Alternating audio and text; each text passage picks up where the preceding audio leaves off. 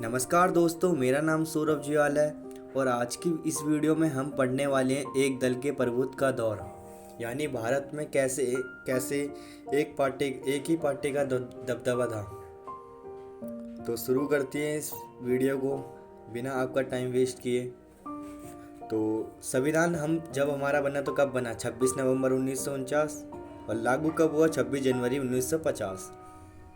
और चुनाव आयोग का गठन कब हुआ? 1950 में ही। और पहले जो चुनाव आयोग थे हमारे, जो चुनाव जिनके जरिए से होना था वो थे सुकुमार सेन। ठीक है। अब लोगों को उम्मीद थी कि पहला चुनाव जो है वो 1950 में ही कभी भी हो सकता है, लेकिन हमारे चुनाव आयोग हुए 1951 से 52 में। और बात करते हैं अंतरिम सरकार क्या होती है। यह एक ऐसी सरकार होती है जो आपसी समझौते में बना ली जाती है, जो नेता वगैरह होते हैं मशवरा करते हैं, है ना, और उसे ही हम अंतरिम सरकार कहते हैं। और इसके प्रधानमंत्री जो थे वे नेहरू जी थे। बात करते देश के पहले आम चुनाव की क्या क्या समस्या थी, है ना, स्वतंत्र भारत के आम चुनाव की क्या समस्या थी। तो पहली समस्या तो ये थी कि देश का बहुत बड़ा आकार था, है ना, बहुत ज़्यादा आबादी थी, 17 करोड़ मतदाता थे जो वोट डालने थे। मतदाता सूची बनाना, ठीक है, उसका सीमांकन करना। और उस समय पे 15% ही लोग साक्षर थे जो पढ़ना लिखना जानते थे, है ना, नाम लिखना वगैरह जानते थे। और चुनाव का प्रचार भी करवाना था। और उस समय हमारे पे टेक्नोलॉजी इतनी सही नहीं थी जैसे वर्तमान समय में आप देखते कि सबके पास कंप्यूटर है, फ़ोन है ना, सबके हाथ पे फ़ोन है। लेकिन उस टाइम पर ऐसी चीज़ें उपलब्ध नहीं थी। तो इन्हीं समस्याओं के कारण जो हमारे चुनाव थे वो 1952 में हुए थे। और उस समय वोट डालने की आयु जो थी वो 21 वर्ष थी, पर बाद में उसे घटाकर 18 वर्ष कर दिया गया। अब मतदाता जब सूची बनाई तो महिलाओं के नाम उसमें गलत दर्ज हो गए। ठीक है। जब वोट डालने लोग गए तो उसमें क्या लिखा हुआ था? अल्लाह की बीवी है, अल्लाह की बीवी ने उसको वोट डाला, फलाना की बेटी। तो ऐसे 40 लाख महिलाओं के नाम जो थे वो गलत दर्ज हो गए। और जब ये चीज़ चुनाव आयोग के पास गई, ठीक है, तो उसने इन लिस्ट को कैंसिल कर दिया गया और उन्होंने कहा कि दोबारा बनाओ इस लिस्ट को। तो इस चीज़ में जो हमारा बहुत टाइम पीरियड चले गया था, ठीक है, तो इसलिए हमारे चुनाव देर में हुए। और जो यूरोपीय देश थे उन्होंने इसका बहुत मजाक उड़ाया कि भारत जैसे देश में चुनाव वगैरह हो ही नहीं सकते। ठीक है। और एक ऑर्गेनाइजर मैगजीन है, उसमें लिखा था कि नेहरू अपने आप को जीवित देख लेंगे कि उनका चुनाव असफल रहा। तो ऐसे ऐसे लोग हमारा मजाक उड़ा रहे थे। लेकिन बाद में क्या हुआ? जब चुनाव हुआ अक्टूबर 1951 से फरवरी 1952 तक चला था, ठीक है, और चुनाव निष्पक्ष हुए, यानी कोई भी भेदभाव नहीं हुआ, ठीक है, कोई धनाधनी नहीं हुई, चुनाव एकदम अच्छे ढंग से हुआ, सब कुछ सफल रहा। अब बात करते हैं प्रथम 3 आम चुनाव में कांग्रेस का प्रभुत्व कैसा था। तो पहले आम चुनाव में 1952 में हुआ था, ठीक है, जिसमें कांग्रेस को 364 सीटें मिली थी 479 में से।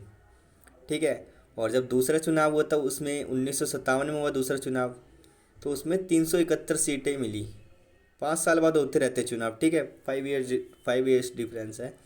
और तीसरा चुनाव हुआ 1962 में, जिसे में मिली कांग्रेस को 361 सीटें। तो सब में 350 से अधिक सीट लेके आ रही थी। तो तीनों आम चुनाव में कांग्रेस को भारी बहुमत मिली। और पहले आम चुनावों में जो कम्युनिस्ट पार्टी थी वो 16 सीट जीतकर दूसरे स्थान पर रही थी। ठीक है। जो विपक्ष पार्टियां थी तो उसमें कम्युनिस्ट पार्टी जो थी वो सेकंड नंबर पे थी। और 1957 में क्या हुआ था? जब चुनाव में जो कम्युनिस्ट पार्टी थी उसने गठबंधन की सरकार बनाई। कहाँ पे? केरल में बनाई। गठबंधन करके केरल में सरकार बनाई। और 1949 में क्या हुआ? जो केंद्र सरकार थी ना, उसने इस सरकार को आर्टिकल 356 के तहत बर्खास्त कर दिया। अब आर्टिकल 356 कैसे लगा जाता है भाई?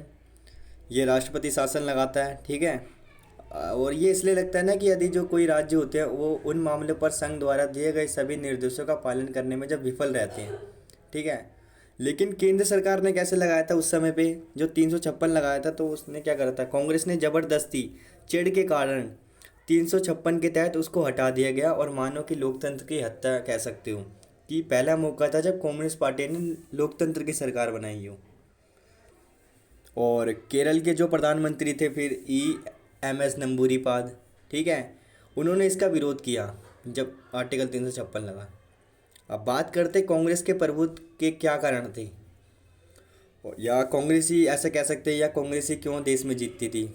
तो ये क्वेश्चन आ जाता है। तो इसका उत्तर है, देश की सबसे बड़ी और पुरानी पार्टी थी। ठीक है, 1885 में इसकी स्थापना हुई थी, याद रखो, मुंबई में हुई थी, एओ ह्यूम ने करी थी। ठीक है, सबसे मजबूत संगठन था इनका, और सबसे लोकप्रिय नेता भी इसमें शामिल थे। बात कर सकते हैं आप सरदार वल्लभ भाई पटेल की, नेहरू जी की। ठीक है, तथा अन्य नेता भी। और आज़ादी की विरासत हासिल थी। उस समय में जो कांग्रेस थी ना, उसको कोई भी ज्वाइन कर सकता था, क्योंकि वह सबको साथ लेके चलती थी।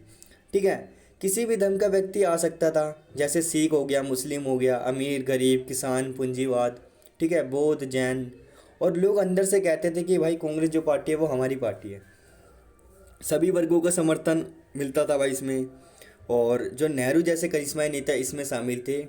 ठीक है, इसलिए हमेशा देश में जीतती थी। तो आज की वीडियो में बस इतना ही। और जो इस चैप्टर की आगे की चीज़ें, जैसे पार्टियों के नाम रह गए हैं, उनकी विचारधारा रह गई है ना, उनके प्रसिद्ध नेता कौन थे, स्थापना कब हुई थी, जो और पार्टियां थी जैसे कि भारतीय भारतीय जनसंघ, स्वतंत्र पार्टी, सोशलिस्ट पार्टी, तो उनके उनके बारे में मैं नेक्स्ट वीडियो लेके आऊँगा, पार्ट 2। जब तक के लिए बाय बाय। जय हिंद, जय भारत।